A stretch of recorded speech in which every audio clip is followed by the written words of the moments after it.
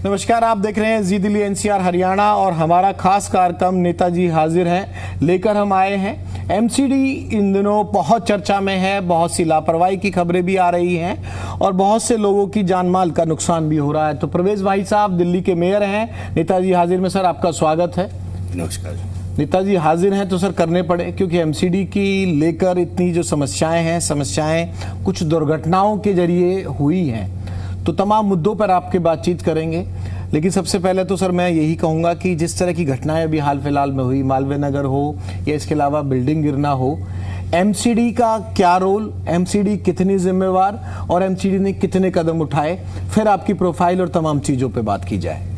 देखिए, निश्चित रूप से एमसीडी का योगदान है और इसमें उसकी जिम्मेदारी भी बनती है। ये बात अलग है कि इसमें अन्य संस्थाएं भी, अन्य ऑर्गेनाइजेशन भी शामिल है, अन्य विभाग भी इसमें दायित्व है उनका। लेकिन एमसीडी की किसी भी जिम्मेदारी से मैं भागना नहीं चाहूँगा। लेकिन इसके साथ साथ कई कोताहियाँ भी सामने आई हैं। जैसे ये जो 22 लोगों की दर्दनाक मृत्यु हुई है, सबसे पहले तो मैं इस पर अपनी संवेदनाएं व्यक्त करता हूँ और बहुत दुख है इसका। पूरी दिल्ली सरकार, पूरी दिल्ली नगर निगम इसके लिए चिंतित ही नहीं और इसके लिए कारगर कदम उठाए जा रहे हैं। वहाँ पर जो बिल्डिंग थी उसमें जो मालिक हैं उन्होंने 6 कमरों का जो है वो स्वीकृति ली हुई थी और उसने 20 लोगों से अधिक की वहाँ पर उन्होंने ठहरा रखे थे। इसके साथ साथ वहाँ पे जब ये घटना घटी तो वो स्पार्किंग से हुई अभी या अन्य कारणों से हुई, वो भी अभी तहकीकात चल रही है। लेकिन इसके साथ साथ वहाँ पे दरवाजे जो लगे थे, इलेक्ट्रॉनिक दरवाजे, उसका ना खुलना भी लोगों की मृत्यु का एक बड़ा कारण था। तो मैं एक रिक्वेस्ट करना चाहूँगा आपके माध्यम से कि जो डिजिटल लॉक्स हैं इसमें भी बहुत दिक्कतें आ रही हैं। जो पहले भी जो घटना घटी एक पूर्वी दिल्ली में, उसमें भी दरवाजों का ना खुलना मृत्यु का एक कारण रहा। मैनुअल भी रखने चाहिए, मैनुअल दरवाजे रखने चाहिए। ये हमारी दिल्ली के मुख्यमंत्री ने भी ये रिक्वेस्ट किया है और आगे इस प्रकार के, क्योंकि जब ये दरवाजे होते हैं, कई पानी आ जाने से, अचानक कोई खराबी आ जाने से या आग लग जाने से वो दरवाजे खुलते नहीं हैं और उसके बाद जो लोग अंदर फंसे होते हैं। मैं एक ही सवाल पूछ लेता हूं सर, उसका जवाब दे दीजिएगा। मेरी टीम के सहयोगी दीपिका भी हैं, देवेश भी हैं, इनके सवाल भी होंगी। सर डिपार्टमेंट कौन कौन से थे? फायर सेफ्टी, लाइसेंसिंग में लापरवाही थी, मालवीय नगर अग्निकांड की मैं बात कर रहा हूँ, जी जी। अवैध निर्माण और सुरक्षा नियमों का उल्लंघन था दिल्ली के साकेत बिल्डिंग में, जहां 6 लोगों की मौत हुई थी।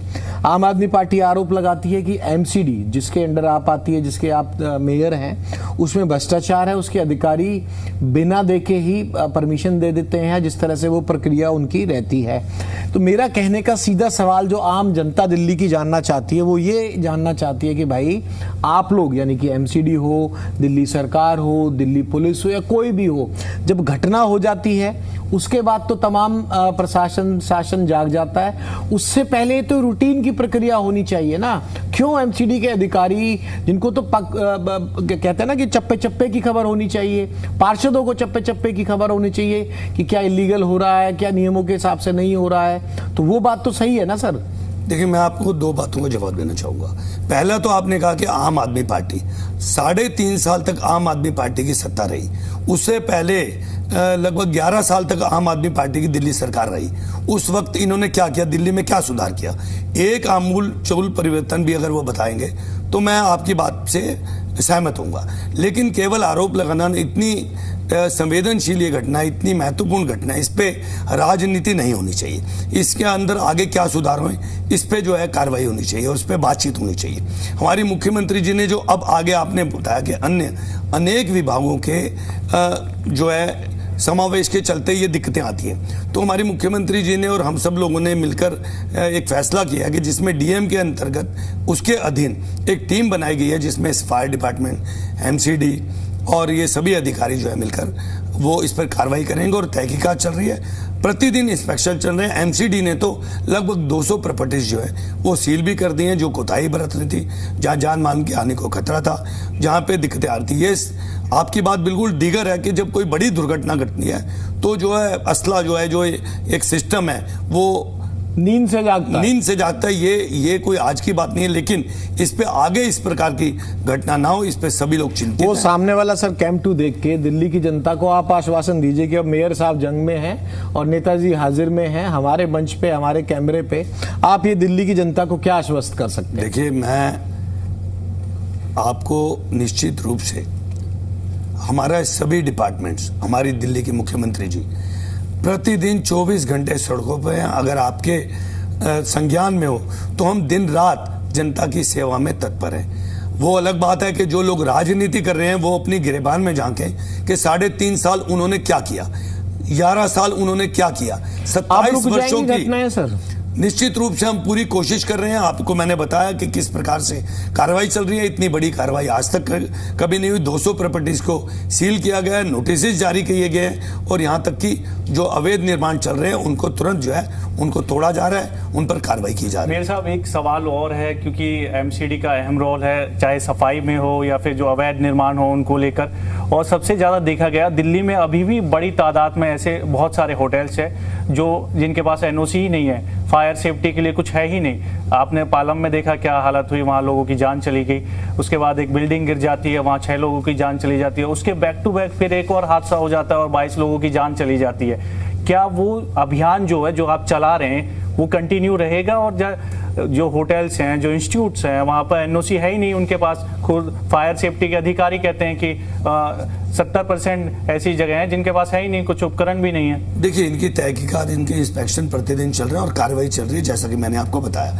लेकिन मैंने एक और भी चीज़ आपको बताना चाहता हूं कि जो एक स्पेशल प्रोटेक्शन एक्ट के तहत 2014 के बाद दिल्ली नगर निगम भी जो पुराने घर बने हुए हैं उन पर कार्रवाई नहीं कर सकती।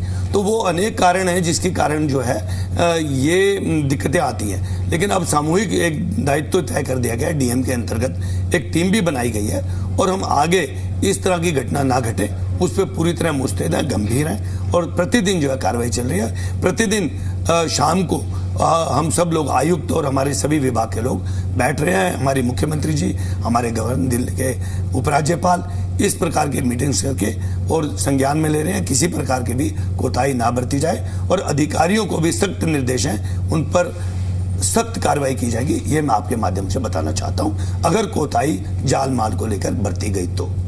एक और बड़ा विषय है, हम देख रहे हैं कि आज अगर आग लगी है तो फायर सेफ्टी पर हम बात कर रहे हैं, लेकिन ऐसा नहीं है कि दिल्ली में सिर्फ एक ही मुद्दा है। हमने हाल फिलहाल में देखा कि गड्ढों में गिरने की वजह से 2 लोगों की मौत हुई है, सीवर खुले होने की वजह से।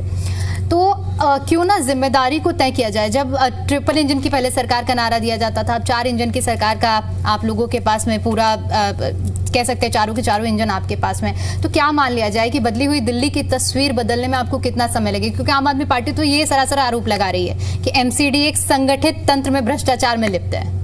देखिए, मैंने फिर आपको बताया कि ऐसे संवेदनशील मुद्दे पर राजनीति करना भयानक है, दुर्भाग्यपूर्ण है और आम आदमी पार्टी लगातार ये करके, क्योंकि वो इसी प्रकार के अपने हरकतों के कारण एक बार सत्ता में आ गई तो उसको एक वो कहते हैं ना कि काट की हांडी बार बार नहीं चढ़ती, तो ये वो काट की हांडी दोबारा चढ़ाना चाहते हैं। लेकिन जनता उनकी कारस्तानियों को समझ चुकी है, जान चुकी है कि टूटी हुई चप्पल पहन के और खुला कुर्ता पहन के चलना और जनता का सिंपैथी लेना, ये अब जनता इसको समझ चुकी है। आप पूरे देश में देख रहे हैं कि भारतीय जनता पार्टी के प्रति लोगों का एक रुझान है। और इसके साथ साथ जो आपने बताया कि भाई हमारी जो सरकार है, हमारी ट्रिपल इंजन सरकार है, वो प्रतिदिन काम कर रही है। आपने देखा अनेक सड़कें, अनेक पुल, और आज दिल्ली के जो 12 साल हो गए मोदी साहब सरकार को, वो बधाई तो दे दीजिए। मैंने आपको, मुझे लगा कि शुरुआत में आप हमारी ना सर, वो तो जनता की नब्ज से शुरू किया, आप मौका देंगे, आप बधाई दे दीजिए। आप 12 साल हो गए। देखिए, आज 4399 दिन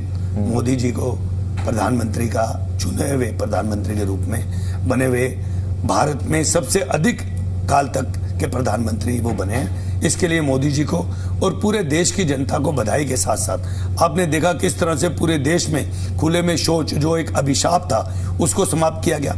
धारा 370 जो कश्मीर हमारा अभिन्न अंग नहीं था उसको दूर किया गया। उसके अलावा राम मंदिर हमारा निर्माण हुआ, सफाई, स्वच्छ भारत, विकसित भारत और डिजिटल इंडिया और महिलाओं के लिए अनेक योजनाएं, और दिल्ली में और पूरे देश में जो बुजुर्गों के लिए 70 साल से अधिक लोगों के लिए 5 लाख लाख तक का जो मुफ्त इलाज, दिल्ली में तो वो 10 लाख तक हो गया है, क्योंकि हमारी मुख्यमंत्री जी भी 5 लाख अपनी तरफ से दे रही हैं। तो दिल्ली में एक खुशी की लहर है। इसके साथ साथ भारत जो है विश्व के अग्रणी देशों में शुमार हो चुका है, चाहे वो आर्थिक रूप से हो या अन्य कारणों से। मैं और भारत का परचम जो है और लोहा सभी लोग मान रहे हैं। इसके लिए मोदी जी को और आप सबको मैं बधाई देता हूं। सर, डेमोग्राफिकली दिल्ली की सिचुएशन समझिए, आप भी समझिए, हमको भी समझाइए और हमारे दर्शकों को भी, जी दिल्ली एनसीआर हरियाणा के दर्शकों को भी समझाइए कि दिल्ली में आखिर ऐसा क्या है। भाई ग्रामीण इलाकों में जाते हो आप, लाल डोरा की समस्या होती है, दिल्ली घनी आबादी है, कॉलोनियों की समस्या होती है, ओजोन का आपने मैटर सुना होगा, 2 आपके सांसदों को आकर सफाई देनी पड़ी कि भाई नहीं, ऐसे जो पुराने घर बसापट है, कॉलोनियाँ वो नहीं टूटेंगी। तो दिल्ली को मैनेज करना, दिल्ली की गली कूचों तक जो पानी की व्यवस्था है, नाली की व्यवस्था, पानी का बड़ा इशू चला कि कई जगह गंदा पानी आ रहा था। दिल्ली है कैसी मेयर साहब की नज़र में? दिल्ली का इंफ्रास्ट्रक्चर कैसा होना चाहिए? उसको मैनेज करना कितना आसान या कितना मुश्किल है? देखिए, थोड़ी कठिनाई है। लगभग 27 वर्ष तक दिल्ली जो है अलग अलग हाथों में रही, जिन्होंने दिल्ली को सिर्फ जो है एक वोट का एक साधन समझा और दिल्ली में आमूलचूल परिवर्तन जो वांछित थे उनको बिल्कुल नहीं होने दिया। केवल झुग्गियां बसाकर, अन्यथा इंक्रोचमेंट करवाकर उन्होंने अपना वोट बैंक तैयार किया। आज आप देख रहे हैं कि इंक्रोचमेंट होने की वजह से अस्पतालों में गाड़ी नहीं जा सकती। हर जगह जो है इस प्रकार की रेडियां, पटरियां, इस तरह जो फुटपाथ है उन पे पूरा का पूरा जमावड़ा है, जिससे कि बुजुर्गों का चलना बहुत संभव नहीं है। इस उनको हटाने जाते हो तो फिर कहते हो कि भाई गरीब के पेट पे लात मार रहे हो। आपने खुद अच्छा जवाब दिया, लेकिन इसको समाधान पूछ रहा हूं मैं, जवाब नहीं दिया। बिल्कुल, मैंने तो और ट्रिकी किया आपके लिए सवाल को। देखिए, मैं आपको बताना चाहता हूं कि हम सबको मिलकर इसके लिए काम करना पड़ेगा। केवल उंगली उठाने से काम नहीं चलेगा। इसके लिए हम सबको, जैसे आपने कहा कि एक दुर्घटना होती है, तो क्या एक आदमी जो एक मालिक है, मकान मालिक, उसका दायित्व तो नहीं है कि वो 6 कमरों का अगर वो परमिशन लेता है, एनओसी लेता है, तो वो 25 लोगों को ना चलाए? क्या एक सेकंड में क्या किसी भी विभाग की? इसमें अधिकारी अरेस्ट नहीं होने चाहिए थे। इसमें कुक को अरेस्ट कर लिया गया। इसमें जो नेगी था, उत्तराखंड का नेगी, उस पर काफी सियासत भी हो रही है। उत्तराखंड से काफी रिएक्शन आ रहे हैं। अधिकारी बच गए और कुक पे बात आ गई। ठीक है, होटल का मालिक भी गया, पर उसकी क्या प्रक्रिया रहेगी? नहीं, कुक को लेकर भी तो सर उत्तराखंड से प्रेशर आ रहा है। उनकी रिपोर्ट तैयार की जा रही है, निश्चित रूप से उन पर बड़ी कार्रवाई की जाएगी। लेकिन आप अभी दिल्ली की बात कर रहे थे। दिल्ली में एक सामूहिक हम सबकी दायित्व है कि हम इंक्रोचमेंट ना करें। आज हम कितना भी बड़ा घर लेते हैं, उसके बाद हम सोचते हैं कि हम बाहर किचन गार्डन बना लें, हम बाहर जो है उसके फुटपाथ घेर लें। और जो हमारे दुकानदार भाई हैं, उन्होंने भी अपनी सुविधा के लिए आगे खुद रेडी पटरी वालों को खुद किराया लेके जो है वो कई बार वो अपने स्वार्थ या आर्थिक लाभ के कारण ये, लेकिन सर ये सब हमें मिलजुल कर हमें लड़ना पड़ेगा। ये देखा गया, जैसे कि आपने जिक्र किया अभी 6 कमरे के बाद और 25 कमरे बन जाते हैं वहां पे, तो ये जिम्मेदारी भी तो तय होती है। अधिकारी निरीक्षण के लिए जब जाते नहीं हैं। सर, जनता तो सीधा ये पूछती है, ये अपना देवेश का सवाल है कि भाई जब बन रहे होते हैं, जब आपका पार्षद, आपका विधायक, आपके अधिकारी तब सो रहे होते हैं, उसका कहते हैं टैक्स भी, जनता यही कहती है आम बोलचाल की भाषा में कि भाई बन गया, हमने टैक्स भी दे दिया, इसमें पानी का कनेक्शन भी मिल गया, जब कोई परवाह नहीं करता। और 6 कमरों की परमिशन के बाद 20-21 कमरे एक्स्ट्रा बनाए गए। हाँ, तो जो कंस्ट्रक्शन हो रही होगी, जहाँ किसी को तो भनक लगी होगी या पर्दा लगा के हो जाता है सर? देखिए, वो कंस्ट्रक्शन की मैंने बताया, वो जो ये वाली बिल्डिंग थी स्पेशल प्रोटेक्शन एक्ट के अंतर्गत आ रही थी, लेकिन उसके बावजूद भी निश्चित रूप से सभी सर, मेरा मूल सवाल है कि अगर समय रहते अलर्ट रहे तो दुर्घटना ना हो जाए। दायित्व है सभी का, सामूहिक दायित्व है, अन्य विभागों का सामूहिक दायित्व है। इस पर पूरी कड़ी निगरानी रखी जा रही है। आइंदा ऐसी दुर्घटना या घटना ना घटे, इस पे पूरे का पूरा जो है कार्रवाई चल रही है। और क्योंकि अभी आजकल हम देख रहे हैं, अभी आपने पानी की बात पूछी, मैंने आपको फिर बताया 27 साल से जो है अलग अलग कांग्रेस का, आम आदमी पार्टी का शासन है। मुझे लगता है ये सवाल तो उनको बनता है कि 27 साल में क्या किया। आज 1 साल हुआ है, हमारे मुख्यमंत्री जी ने ना सिर्फ पानी पे अनेक योजनाएं तैयार की हैं, उसके अलावा यमुना की सफाई पे अनेक प्लांट लगाए जा रहे हैं, उसके लिए योजनाएं बनाई जा रही हैं। आपने देखा, तो मुझे नहीं लगता कि पिछली सरकारों ने ऐसा कुछ किया, लेकिन अब हम सब मिलकर इस पर निश्चित रूप से कदम उठा रहे हैं। अब जैसा कि ट्रिपल इंजन की सरकार है, तो सहयोग मिल रहा है सेंट्रल से, फिर दिल्ली सरकार है, फिर एमसीडी है, क्योंकि पिछली बार जब था तो आम आदमी पार्टी ये कहती थी कि सेंट्रल में अलग बैठा हुआ है कोई, वो सुनवाई नहीं करते, फंड नहीं आता है, तो फंड वगैरह मिल रहा है दिल्ली सरकार से? फंड की कोई दिक्कत नहीं है। आपने देखा होगा हर विधानसभा क्षेत्र में अनेक कार्य चल रहे हैं। आप बाईपास देखिए, बुकरबा चौक देखिए, सुनहरी नाला देखिए, आपने मिंटो ब्रिज देखा, वहाँ पे पानी का जमाव जो है बिल्कुल खत्म हो चुका है। डी सिल्टिंग जो है, कल एक मीटिंग हुई एलजी के साथ, बस उन्होंने खुद ये स्वीकार किया है कि एमसीडी ने 70% से अधिक डी सिल्टिंग कर दी है। इस प्रकार के काम चल रहे हैं क्षेत्र में। और मैं आपको एक आपके माध्यम से बताना चाहता हूँ कि हमारे दिल्ली के जो कूड़े के पहाड़ हैं, हाँ, इनको समाप्त करने के लिए हो जाएंगे निश्चित रूप से हम दिसंबर 2026 के अंत तक हम जो कूड़े के जो पहाड़ है वो ओखला और भलसवा वो समाप्त करने के कगार पर है। और निश्चित रूप से हमने और अनेक 10 जून 2026 को हम बात कर रहे हैं सर। कब बोला आपने? अक्टूबर 2000? हमने दिसंबर से पहले हमने बोला है ओखला और भलसवा। और लेकिन जो गाजीपुर है उसकी स्थिति अभी थोड़ी ज्यादा खराब है। उस कचरे को ले जाएंगे कहाँ, यूज क्या करेंगे? उसको सेग्रीगेट किया जा रहा है, उससे बिजली बन रही है, वेस्ट टू एनर्जी प्लांट बन रहे हैं, उस पे अन्य कचरा ना है। हमारी मुख्यमंत्री जी ने, हमारी एमसीडी ने 200 डीपीडी यानी कि टन पर डे जो है गोबर से गैस बनाना, गोबर से ईंधन बनाना और उसका निस्तारण करने के प्लांट एक नंगली में शुरू हो चुका है और घोगा में शुरू हो चुका है। इसी प्रकार के और जो है वेस्ट टू एनर्जी प्लांट, जिससे पूरे गीले कूड़े से, कचरे से बिजली बनाने और ईंधन बनाने के काम चल रहे हैं। और 3-4 प्लांट और अभी अतिशीघ्र बनाए जाएंगे, जिसके कारण की जो कचरा है वो सीधे सीधे जो है वो कूड़े के जो वो पहाड़ है उन तक नहीं पहुंचेगा। एक बड़ा दावा है और एक बहुत आपने क्लोज डेडलाइन दे दी है, दिसंबर 2026। उम्मीद करते हैं दिल्ली वासियों को राहत मिले। विपक्ष इस पे एक सवाल बहुत जरूरी है आपसे लेना, क्योंकि कई ऐसी विधानसभाएं हैं, किराड़ी की बात कर ले, वहां के विधायक बार बार ये आरोप लगाते हैं और मुद्दा भी उठाता, आपको भी जानकारी है इसकी,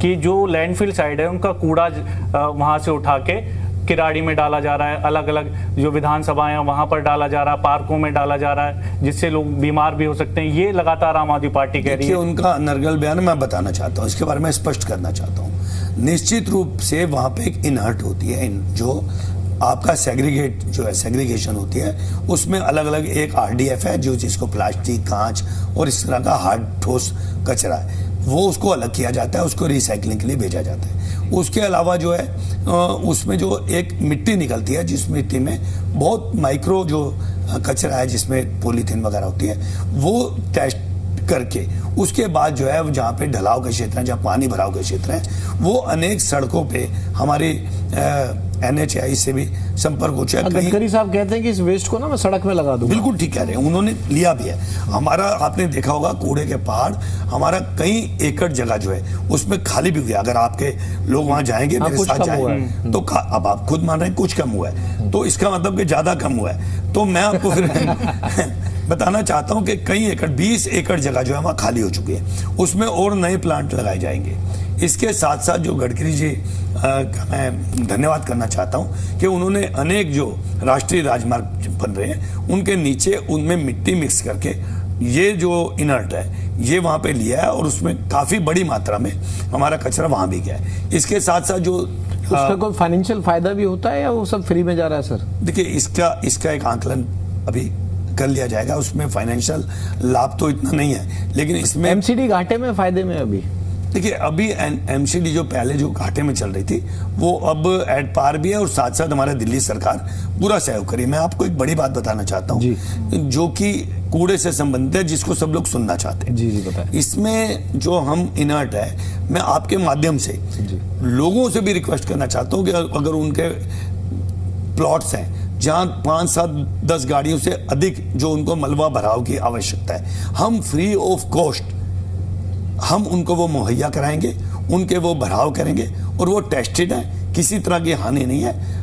जो वहाँ के स्थानीय विधायक हैं, आपने बताया किराड़ी के, तो उनकी गलती नहीं है, उन्होंने तो हर बात के अंदर जो है विरोध प्रकट करना है, तो उनका स्वभाव भी है। वो पहले हमारी पार्टी में थे, अब वो किसी कारणवश स्वार्थवश जो है दूसरी पार्टी में चले गए, सत्ता से दूर चले गए ना, ऐसे थोड़ी वो भी होगी, तो इसलिए खलबलाहट भी है, कुलबुलाहट है। तो वो मेरे मित्र भी रहे, हम कॉलेज में हमारे साथ रहे हैं, आसपास के कॉलेजेस में। मेयर साहब, आजकल हम देख रहे हैं कि बुलडोजर खूब गरज रहा है। कहते हैं कि every action has an equal and opposite reaction. तो अभी मान लें कि जिस तरह से घटना सामने आई है होटल की, उसके बाद कैसे रिएक्शन माने, या फिर ये माना जाए कि दिल्ली में ये कार्रवाई हर एक स्तर पर समय समय पर जारी रहेगी और इस तरह के अवैध निर्माणों को पूरी तरह से 100% खत्म किया जाएगा? देखिए, हमारी दिल्ली की सरकार 1 साल से हमारी एमसीडी है और लगभग उससे 2-3 महीने ज़्यादा से हमारी दिल्ली के मुख्यमंत्री जी रेखा गुप्ता जी। आप देख रहे हैं कि आपको पहले वाले मुख्यमंत्री कितना दिखाई देते थे और आज के मुख्यमंत्री कितना दिखाई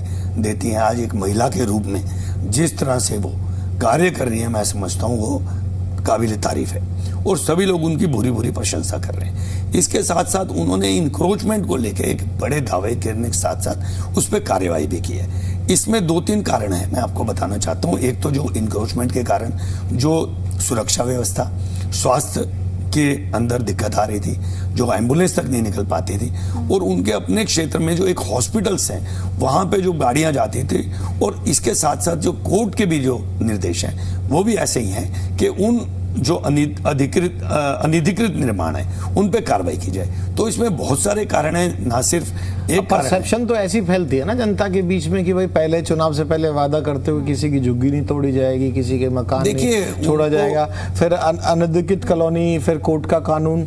मैं नहीं कह रहा ये सही है गलत है, कोर्ट जाने सरकार जाने, भाई आप लोगों का काम है। मैं तो वो कंपेयर कर रहा हूँ कि जो मैसेज आप इलेक्शन से पहले देते हैं और जो इलेक्शन के बाद होता है वही जनता हो रही है। और मैं कह रहा हूँ कि 2-2 आपके सांसदों को, मनोज तिवारी साहब को, बिदुड़ी साहब को आके सफाई देनी पड़ी कि भाई डरो मत, कॉलोनी नहीं टूटेगी, नए रेजिडेंशियल जो बनेंगे उनको खतरा हो सकता है, पुराने नहीं है। सिचुएशन में जो ना डाइवर्सिफिकेशन आ जाता है, मैं उसकी बात कर रहा हूं। देखिए, मैं आपको बताना चाहता हूं, जब 2-2 सांसदों ने एक जिम्मेदारी ली है और मैं भी यहाँ पे एक दिल्ली के महापौर के रूप में जिम्मेदारी ले रहा हूँ कि आम झुग्गी झोपड़ी को किसी तरह का कोई नुकसान नहीं किया जाएगा। मुख्यमंत्री जी का भी ये आदेश है, लेकिन कहीं कोर्ट के अगर आदेश हैं तो ऐसा तो नहीं है कि वहाँ उनका पालन नहीं किया जाएगा।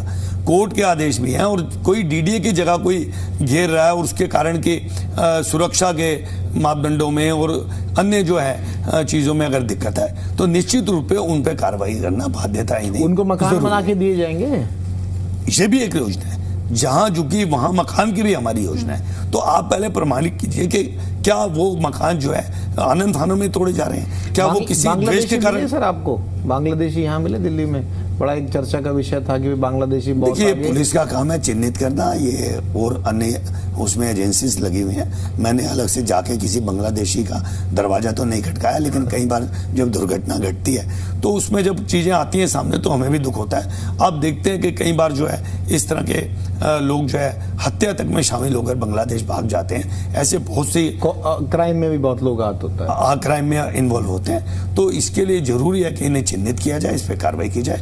मैं समझता हूँ इस पर राजनीति ना करके किसी भी देश में ये सुरक्षा जो है। मेयर साहब, आपके करियर भी काफी इंटरेस्टिंग है और भाजपा के कई लीडर से जितने इंटरव्यूज लेते हैं, बाकी पॉलिटिकल पार्टीज की भी, सर एक चीज बड़ी कॉमन मिलती है मेयर साहब, वो है कि विश्व हिंदू परिषद से आप जुड़े रहे, 3 बार आप पार्षद बने, कई समितियों के आप सदस्य रहे, कई के चेयरमैन रहे, फिर जाके दिल्ली का ताज एमसीडी का आपके सर रहा।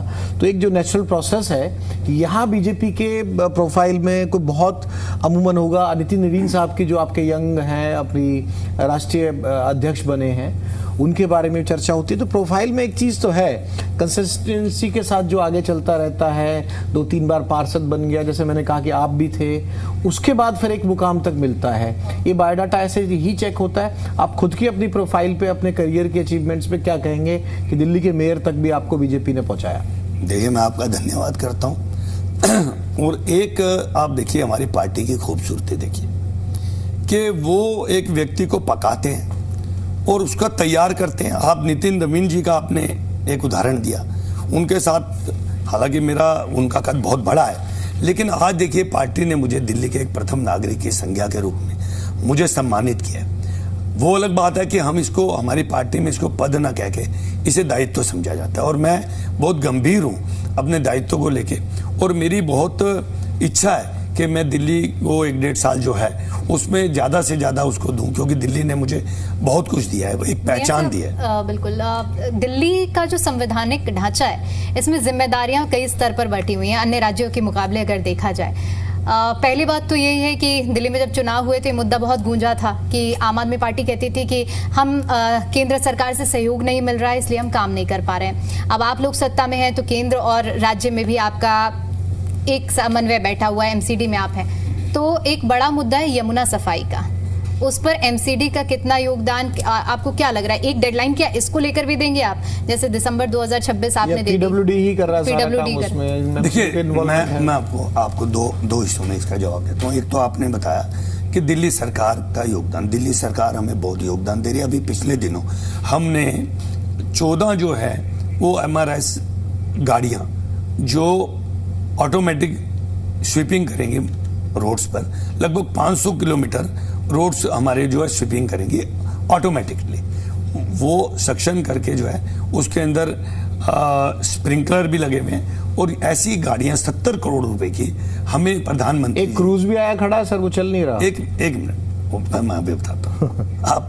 आप अच्छे सवाल पूछ रहे हैं, लेकिन मुझे मेरे जवाब प्लीज क्योंकि मैडम ने पहले मुझे मेयर वाला जवाब भी नहीं देने दिया, लेकिन कोई बात नहीं। देखिए, पत्रकारों का तो सवाल पूछना, अटैकिंग होना स्वाभाविक है। आपका ये तो थोड़ा सा समय मिलता है ना, ज्यादा से ज्यादा सवालों के आंसर मिल जाए। आप दीजिए प्लीज। आप सफाई व्यवस्था का भी थोड़ा जिक्र कर देंगे। आंसर ले लें तो शेष प्लीज आपको बताइए। मैंने बताया 70 करोड़ रुपए के, आप शायद वहां पे शामिल थे वहां पे उसमें, कि 70 करोड़ रुपए की हमें गाड़ियां मुहैया कराई, जिससे कि दिल्ली की सड़कों पे सफाई हो, डस्ट जो है वो सक्शन से वो मशीन जो है ले ले, और लगभग 500 किलोमीटर का एरिया जो है दिल्ली के सड़कों पे प्रतिदिन साफ होना शुरू। ऑपरेशनल है सर वो सारा? ऑपरेशनल है। आप देखिए, और उसकी जो है लोकेशन वाइज जो है पूरी लोकेशन लेकर जो है इसको इंस्पेक्शन प्रतिदिन चल रही है डीसीज के माध्यम से। वो सारी लोकेशन प्रतिदिन आ रही है, कहाँ कहाँ गाड़ी चल रही है, कितना कूड़ा वो एकत्र कर रही है। उससे हमारी जो है जो मैन पावर है वो भी सरप्लस होगी, और इंटरनल जो रोड्स है वो अधिक साफ हो पाएंगे। एक बात। दूसरी बात, अभी आने वाले दिनों में दिल्ली सरकार के माध्यम से हमें हर विधानसभा में एक बड़ी गाड़ी और 4-4 लीटर पिकर, जो छोटी मशीन्स हैं, जो ई व्हीकल्स हैं, इलेक्ट्रॉनिक्स व्हीकल्स, उनके अंदर जो छोटी छोटी गलियां हैं वहां पर जाकर वो कूड़े की सफाई करेगी। तो इसलिए दिल्ली की सफाई के अंदर अधिक योगदान हमें प्राप्त होने वाला है। दिल्ली में जो आपने यमुना की सफाई की, दिल्ली सरकार कर रही है।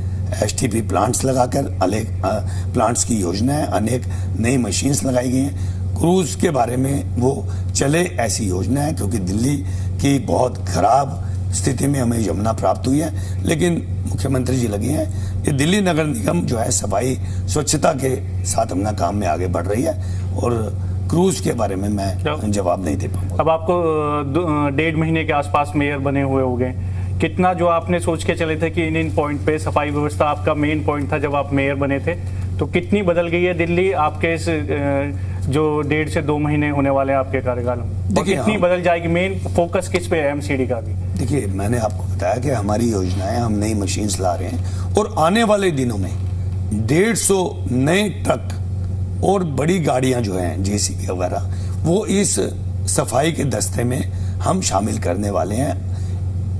आने वाले 10 दिनों में हम माननीय मुख्यमंत्री जी से इसका उद्घाटन करा के, हरी झंडी दिखा के इसका उद्घाटन करने वाले हैं। तो निश्चित रूप से दिल्ली में स्वच्छता में सुधार आएगा। हमने नीचे तक अपने स्वच्छता कर्मियों को पारितोषिक देने का, NGO को साथ लेने का, सेग्रीगेशन में हमें आपके माध्यम से हमारे NGO, हमारी RWS, आप सब लोग, हमारे ढाबे के जो मालिक हैं चलाने वाले, उनसे भी निवेदन है, क्योंकि सेग्रीगेशन जो बाकी हमारे शहर हैं उसमें अधिक तेजी से हो रहा है। दिल्ली हालांकि हमारी राजधानी है, इसमें हम कोई भी जुर्माना या उन पर सख्ती करने से पहले। राजधानी से ये भी याद आया, जल भराव जो अभी मानसून आने वाला, वो जल भराव तो नहीं होगा ना? मैंने पॉल्यूशन का एंगल भी हम सबसे ऐड बड़ी कर लेते परेशानी दिल्ली की एक्चुअली यही है। मैंने आपको बताया, आपको अभी आने वाले समय में, कि जल भराव के लिए 70% डीसीडिंग कर दी गई है। ये जवाब मैं दे चुका हूँ। इसके साथ साथ हमारी दिल्ली सरकार के माध्यम से जितनी हमारी बिल्डिंग्स है, एक योजना चल रही है सोलर प्लांट लगाने की, जितनी हमारी बिल्डिंग्स है उसका भी पैसा जो है दिल्ली सरकार मुहैया करा रही है। हमारी बिल्डिंग्स पर लेगा, उसमें जो है बिजली भी करेगी, और जो इसमें जो ग्लोबल वार्मिंग है इसमें भी जो है हमें सहायता मिलेगी इसको दूर करने में। मेरे साहब ये जो यमुना के पास के इलाकों में मैंने कार्य की रोज खबरें आती हैं, देवेश हैं, तान्या हैं, हमारे तमाम रिपोर्टर्स ग्राउंड में रहते हैं और आसपास भी हैं, वो तस्वीरें दिल्ली को आज तक याद हैं। पुलिस हेडक्वार्टर जो होता है ITU के पास, वहां तक यमुना का पानी आ गया था, किस वजह से था, फिर उसमें बड़े आरोप प्रत्यारोप लगे कि हरियाणा से छोड़ा था, तमाम वो विषय 2-3 साल पुराना ही ये विषय है। उस तरह की सिचुएशन से बचने के लिए एहतियात कितने बरते गए? आप खुद बताइए कि मास्टर प्लान, रोड प्लान क्या है? आपने कहा कि कुछ नालों की सफाई वगैरह हुई है। इस सवाल में मैं आपको टोकूंगा नहीं, क्योंकि जनता ये जानना चाहती है कि ऐसी सिचुएशन तो नहीं आ जाएगी कि PHU के तक, पुलिस हेडक्वार्टर तक भी पानी जब एक आ गया था पहले। देखिए, पानी के आने और पुलिस हेडक्वार्टर तक जाने और नालों की कनेक्टिविटी, ये दो अलग अलग विषय। पानी अगर मान लीजिए अब कभी कभी बाढ़ की स्थिति तो यूरोप में भी आ जाती है, अब बाढ़ आना एक अलग विषय है, लेकिन नालों की सफाई की वजह से ये दिक्कत नहीं आएगी ऐसा सुनिश्चित किया जा रहा है निश्चित रूप से। और कनेक्टिविटी पहले दो सरकारों के अलग अलग एजेंसीज के आपस में तालमेल ना होने की वजह से हो रहा था, लेकिन इस बार जो है पहले से स्थिति बेहतर है। मैंने आपको बताया मिंटो ब्रिज और अन्य नालों के मैंने दिया, अनेक नाले आपने देखे जो बड़े नाले हैं वो दिल्ली सरकार साफ कर रही है। हमारी कनेक्टिविटी जो 3 फुट तक के नाले हैं उनको हम साफ कर रहे हैं, सुनिश्चित किया जा रहा है। हमारे अधिकारी, हमारे कर्मचारी निश्चित रूप से इस पर काम कर रहे हैं और आगे भी इस पर काम तेजी के साथ चले, बरसात से पहले वो काम पूर्ण हो जाए, इसके प्रयास हम कर रहे हैं। कई जो नगर निगम है ना, वो सफ़ेद हाथी बन जाती हैं, खर्चे में नहीं रहती। इससे जुड़ा हुआ सवाल सर एक ये है, NCR की बात करें, फरीदाबाद नगर निगम हो गया, गुरुग्राम हो गया, बहुत कमाई है, मतलब कमाई जिस तरह से टैक्सेस लगते हैं नगर निगम के। एक सवाल सर इसमें होता है, मुंबई से भी अगर मैं कंपेयर कर लूँ, म्यूनसिपल कॉरपोरेशन जो मुंबई की है, वहाँ से वहाँ लगातार 4 से 5 साल का होता है कि भाई कार्यकाल होता है। आपके दिल्ली में 1 साल का ही होता है। सर ये कॉन्टिन्यूटी में मेरे साहब क्या कुछ डिफरेंस आता है कि भाई एक मेयर बना दिया तो एक मेयर साहब को कम से कम 5 साल मिले तो पूरा अपना एक खाचा तैयार कर पाएंगे और उनकी डिलीवरी ज़्यादा हो पाएगी? देखिए, अभी मैं पहले से एक परिपाटी चल रही है, लेकिन ये केंद्र सरकार का, हमारे होम मिनिस्ट्री का और हमारे सीनियर लीडर्स का ये विषय। अगर मैं आज इस पे बोलूँगा कि 5 साल होने चाहिए तो निश्चित रूप से मैं अपनी, क्योंकि आप चेयर पे बैठे हैं। हाँ, तो ये एक चर्चा का विषय आया है, हमारे सीनियर लीडर इस पे चिंतन कर रहे हैं। जो भी बेहतर होगा दिल्ली के लिए और सबके लिए, उसके ऊपर विचार चल भी रहा है और उसको किया जाएगा। सर आखिर में एक यही सवाल रहेगा, क्योंकि दिल्ली जिस तरह से गैस चैम्बर बनती है, पिछले साल तो हमने देखा कि आप लोगों की सरकार में कुछ हमने देखा कि क्लाउड सीडिंग का भी प्रोसेस किया गया। इस बार क्या लगता है कि कुछ AQI में इस बार सुधार देखने को मिलेगा हर एक स्तर पर जो काम किए गए? देखिए, दिल्ली सरकार और हम सब मिलकर निश्चित रूप से इस पर काम कर रहे हैं। आपने देखा होगा स्प्रिंकलर और अलग अलग चीज़ें लगाने के माध्यम से काम किए जाए। 2 व्हीलर दिल्ली में ई-व्हीकल चले, सिर्फ इलेक्ट्रॉनिक्स चले, इस पर भी बातचीत चल रही है। अनेक गाड़ियाँ हमारी इलेक्ट्रॉनिक्स चले, हमारे इलेक्ट्रॉनिक्स जो है यातायात के साधन हो। हमारी दिल्ली सरकार ने 8000 के करीब जो है इलेक्ट्रॉनिक्स बसें हमें प्रदान की हैं दिल्ली की जनता को। अनेक जबकि पिछली सरकार ने इस प्रकार की कोई योजना भी नहीं लाए थे। और भी इस पे जो है गहन चिंतन भी चल रहा है और विचार चल रहे हैं। हमारे ST भी अनेक प्लांट लगाए जा रहे हैं और इस पे निरंतर जो है कार्य चल रहा है। हमारी जो जनता है ये इसमें भी सहयोग करें। हमारे जो सोलर प्लांट जो है छतों पे लगाए जा रहे हैं और सौर ऊर्जा से चलने वाले हमारे जो ईंधन है, पेट्रोल और डीजल से चलने वाले वाहनों में कमी आए, उनको कम किया जाए, इस पर जो है विचार चल रहा है। और दिल्ली सरकार और केंद्र सरकार मिलकर इस पे कार्य कर रही है। और आपने देखा होगा कि पहले से अधिकता इन वाहनों में देखने को इस बार पॉल्यूशन नहीं रहेगा, यानी दिल्ली में ये मानकर चले थोड़ा। मैं ऐसी उम्मीद करता हूँ और आपको भी करनी चाहिए। सर कैंप 2 पे देख के एक आखिरी सवाल, मेयर साहब, ये दिल्ली की जनता को अगर देख रहे हैं, दिल्ली की जनता हमारे माध्यम से आपको देख रही है, गलत को छोड़ा नहीं जाएगा और सही को छेड़ा नहीं जाएगा। बहुत एक प्रशासन की जो बात होती है, यही एक जनता उम्मीद करती है। 20-22 साल का मेरा छोटा सा करियर है, उसमें मैंने 2-3 सरकारें जो भी कवर की हैं, 2-4 अधिकारी। क्या आप दिल्ली की जनता को ये कह सकते हो, क्योंकि इस तरह की सिचुएशन है कि आप लोगों को लाया जाए कैमरे के सामने, जनता से सीधी बात कराई जाए, जब होता है ना घटना तो फिर उसमें कहते हैं गेहूं की तरह गेहूं के साथ घुन भी पिस जाता है, वो चीजें होती। तो सर सीधा जवाब आप दीजिए। देखिए, निश्चित रूप से मैंने आपको बताया, सभी एजेंसी, मुझे मत बताइए सर, दिल्ली की जनता को बताइए। मैं बिल्कुल आपके माध्यम से बताना चाह रहा हूं कि हमारी जो जिम्मेदारी है, हम उनसे बिल्कुल भी नहीं हटेंगे, नहीं डिगेंगे। जनता का भी हमें पूरा सहयोग चाहिए, जनता आगे आए।